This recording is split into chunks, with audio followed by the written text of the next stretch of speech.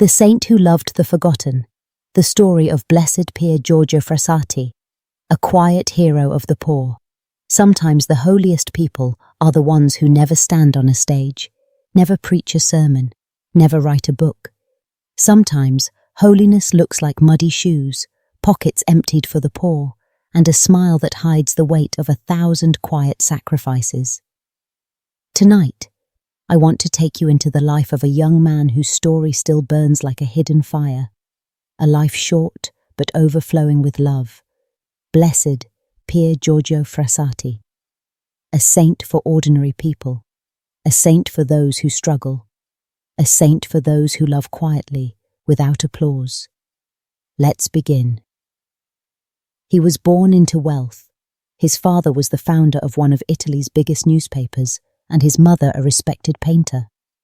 The Frassati home was influential, cultured, and cold. Pier Giorgio grew up craving warmth, not luxury. He longed for meaning deeper than status. Even as a child, he would slip out to bring food to people living in the streets. When asked why he cared so much, the young boy simply said, "Jesus comes to me every morning in Holy Communion. I repay him in the poor." At 17, he joined the St. Vincent de Paul Society.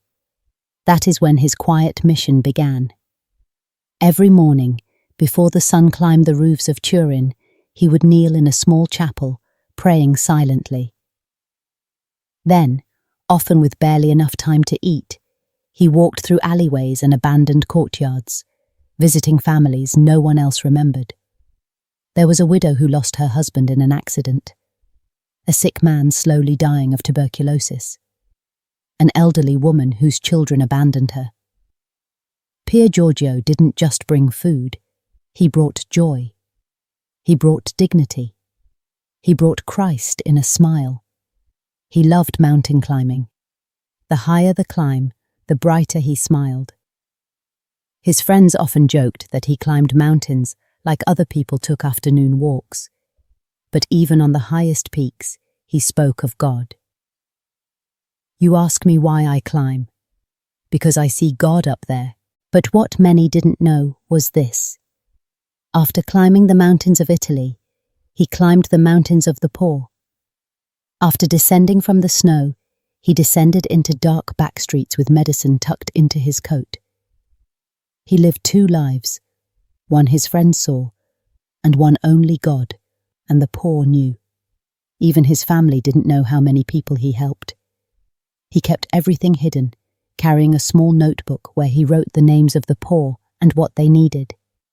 It was found only after his death. And what it revealed shocked everyone.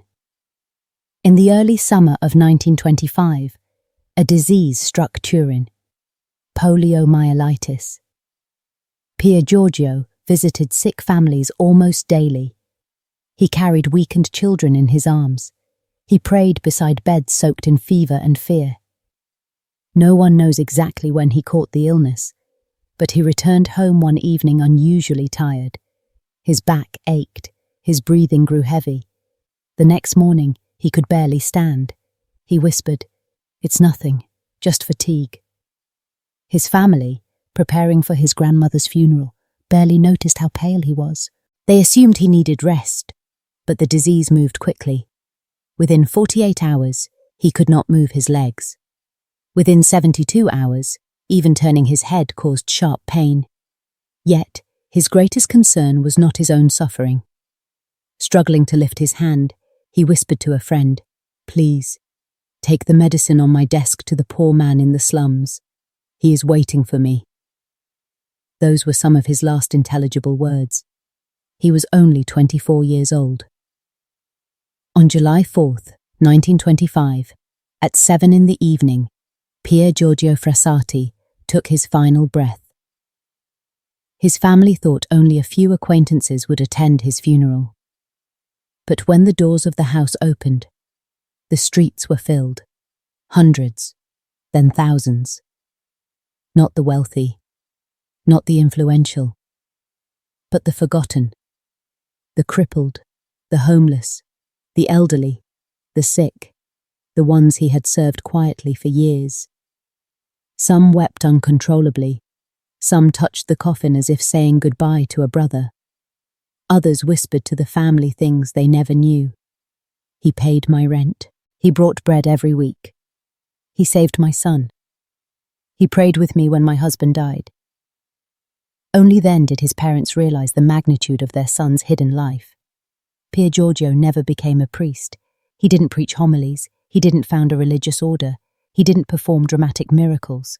And yet, he changed an entire city. Why? Because he lived the gospel word for word. He once wrote, "Charity is not enough. We must bring justice to the poor." He refused to separate faith from daily life. His holiness wasn't in a church building, though he loved the Eucharist deeply.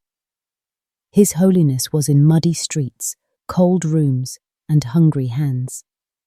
He showed us that sainthood is not loud, not glamorous, not dramatic. Sainthood is the courage to love when no one sees. It is the courage to care when it costs your comfort. It is the courage to walk into the shadows, carrying the light of Christ. Pier Giorgio teaches us something radical. Holiness doesn't wait for the perfect conditions. It simply begins with whoever is in front of you.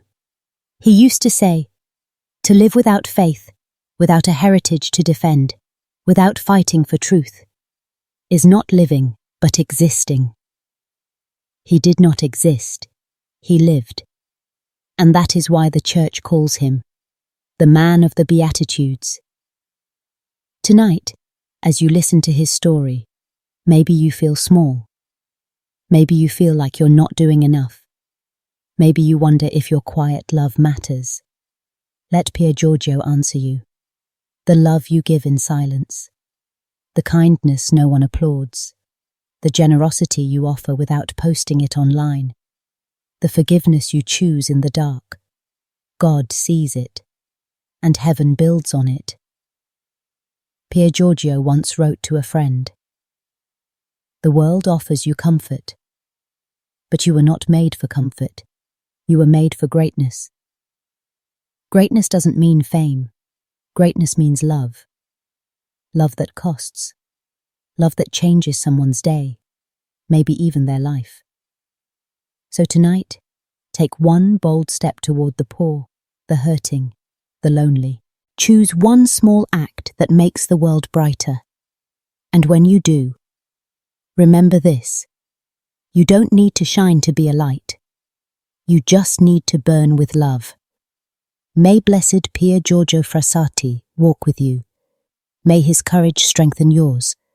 And may his hidden holiness inspire you to become the quiet saint God created you to be. Amen.